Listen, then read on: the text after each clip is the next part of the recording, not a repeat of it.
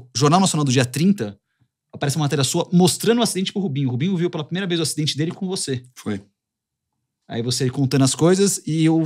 Eram momentos de muito nervosismo, nervos à flor da pele. Eu nunca vi nada semelhante. A Fórmula 1 nunca teve momentos seguidos de tamanha tensão. Era como se houvesse algo predestinado a acontecer. Era uma tragédia anunciada. Era o que a gente sentia. Uhum. Eu lembro que eu estava fazendo um texto antes do acidente do Rubinho, e o meu texto era justamente sobre os perigos da Tamburello, que o Christian, por exemplo, escreve bem, que teoricamente não é uma curva difícil, né? Uma curva pé embaixo, né? Mas ela tem um histórico muito grande de acidentes, né? Então eu fazia justamente um texto ficou inacabado por causa do acidente do Rubinho.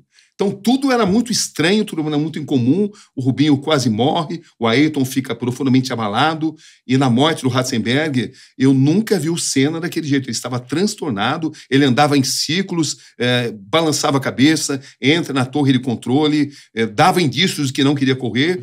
Os amigos mais próximos, eu reconstituí todos os passos dele, dizem que ele não chegou a considerar isso, mas ele estava, de fato, muito preocupado. Preocupado com as mudanças que tinham sido feitas no carro dele, porque o carro dele estava desconfortável, ele tinha dificuldades em admitir isso, pela questão de pressão dos patrocinadores, e estava transtornado pelo que tinha acontecido com o Rubinho, pela morte do Ratzenberger, pela pressão que ele sentia em vencer. Como é que o cara que tinha, teoricamente, o melhor carro, não era mais o melhor carro. O melhor carro era o da Benetton, do Schumacher, que era um piloto em ascensão, mas a Benetton era um carro turbinado, um carro que está burlando o regulamento. Hoje nós sabemos isso. Então era difícil para ele falar sobre isso. Ele sentia sob imensa pressão, com carros desequilibrados. O do Christian era uma exceção, mas de um modo geral os carros estavam desequilibrados por causa da mudança do regulamento.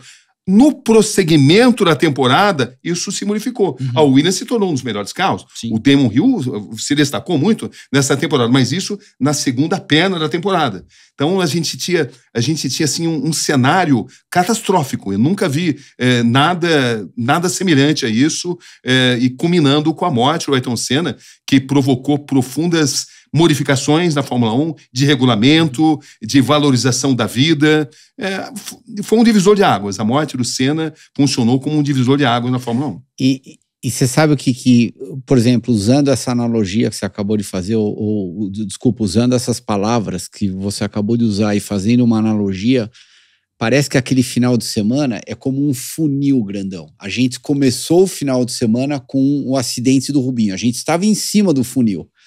E daí, como a gente já estava preso no funil, a gente não tinha como sair do funil, porque estava tudo continuando, você tinha que continuar, o show não ia parar, e daí parece que só foi piorando, e a gente estava meio que indefeso, a gente não tinha o que fazer. E a situação, ou seja, a situação menos trágica foi a situação do Rubinho, ou menos ruim foi a situação do Rubinho. Em cima do funil, daquele ponto em diante, só foi piorando. Ótima descrição.